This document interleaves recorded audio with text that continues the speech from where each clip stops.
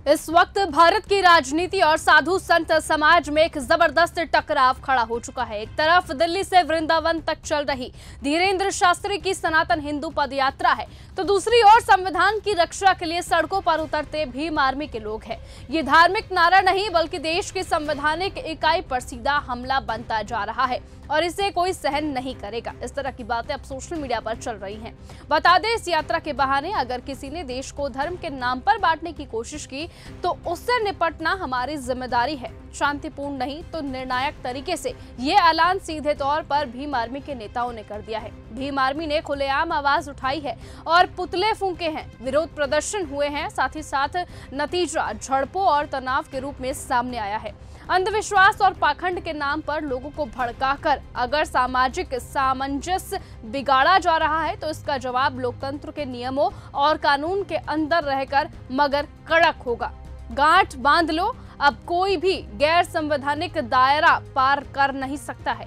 इस तरह का ऐलान खुद अब भीम आर्मी के नेताओं ने खड़े होकर मंच से कर दिया है। देखिए, धीरेंद्र शास्त्री हो, अनिरुद्धाचार्य हो, रामभद्राचार्य हो, एक देवकी नंदन है वो हो, एक प्रदीप मिश्रा हो, ये सारे के सारे लोग देश में अंधविश्वास, पाखंड और आडंबर फैलाने का काम कर रहे हैं। लेकिन इसको तो हम झेल रहे थे कि चलो वो अपनी दुकानें चला रहे हैं मंचे लगा के, लेकिन अब उन्होंने जो काम शुरू किया है वो देश को तोड़ने का काम है। आप भी बताइए कि ये देश भारत के संविधान के अनुसार धर्मनिरपेक्ष है और धर्मनिरपेक्ष राष्ट्र को अगर एक धर्म का बनाने की बात अगर कोई व्यक्ति करता है तो गैर संवैधानिक है, गैर कानूनी है। सांप्रदायिक सौहार्द को बिगाड़ने का काम धीरेंद्र शास्त्री इस यात्रा के माध्यम से कर रहे हैं, जिसमें वो हिंदू राष्ट्र को बनाने को लेकर यात्रा निकाल रहे हैं। उनकी यात्रा दिल्ली से वृंदावन तक हो रही है। हमने राष्ट्रपति जी को चिट्ठी लिखी और मांग की है कि यात्रा को तत्काल रोका जाए। नहीं रोकी गई तो हम सड़कों पर उतर के भी आंदोलन करके विरोध प्रदर्शन करेंगे। साथ ही भीम आर्मी का एक और ऐलान अब सामने आया है और उन्होंने कहा है कि अगर प्रशासन ने समय रहते कदम नहीं उठाए तो वो सड़कों पर उतरकर देश के संविधान की रक्षा करेंगे। खुद चंद्रशेखर आजाद ने भी स्पष्ट कर दिया और सीधे तौर पर धीरेंद्र शास्त्री को चुनौती दे दी कि ये कोई व्यक्तिगत बात नहीं है, ये संवैधानिक लड़ाई है। जिन लोगों के मंच पर देश के नेताओं और कई सितारों के समर्थन के बावजूद अल्पसंख्यकों को धमकाने वाला संदेश जा रहा है, उनके खिलाफ कड़ा न्याय होगा, राजनीतिक, कानूनी और साथ ही सामाजिक।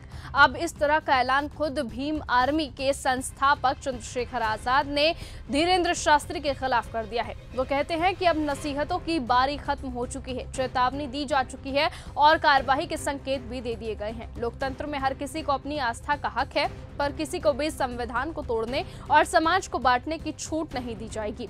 अंत में स्पष्ट शब्दों में उन्होंने कहा कि अगर आप संविधान और धर्मनिरपेक्षता पर समझौता कर रहे हैं तो ये समझिए कि देश की सांप्रदायिकता का इलाज अब पूरे ढंग से किया जाएगा। भीम आर्मी और नागरिक समाज का उद्देश्य सिर्फ आक्रोश नहीं बल्कि संविधान की रक्षा और समाज की एकता का है।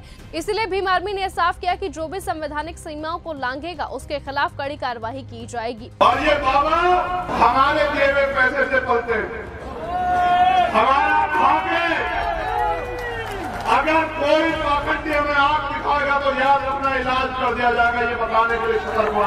आप चेक करो और मैं तो चैलेंज से कह रहा हूँ कि बदलेगी सरकार, तुम्हारी एक एक संपत्ति की जांच न कराई, तुमने किस तरह हमारे लोगों की जमीन दवाई दलित लोगी, तब मैं तुम्हें बताऊंगा, याद रखना। साथ ही साथ अब आपको बताएं कि भीम आर्मी अब सड़कों पर उतरने की तैयारी कर रही है, यानी कि जिस तरीके से धीरेंद्र शास्त्री की यात्रा चल रही है उसको रोकने के लिए भीम आर्मी सड़कों पर आ चुकी है। साथ ही साथ अब बोला जा रहा है कि वो कानूनी सहायता भी लेंगे, यानी कि हो सकता है जिस तरीके से उन्होंने धीरेंद्र शास्त्री के खिलाफ मोर्चा खोल दिया है कि वो कोर्ट तक अपनी बात रखे और हो सकता है कि आगे आने वाले समय में कोर्ट अपना फैसला सुनाए।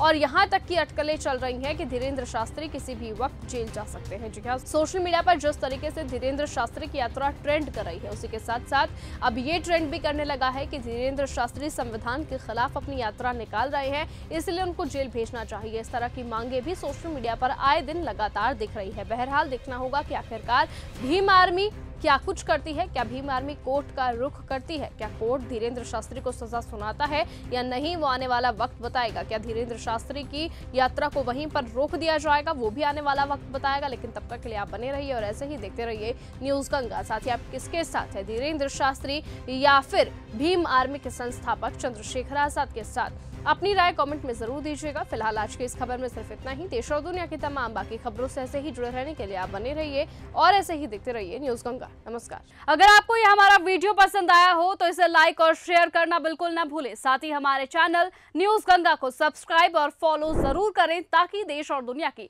हर बड़ी खबर आप तक सबसे पहले पहुंचे।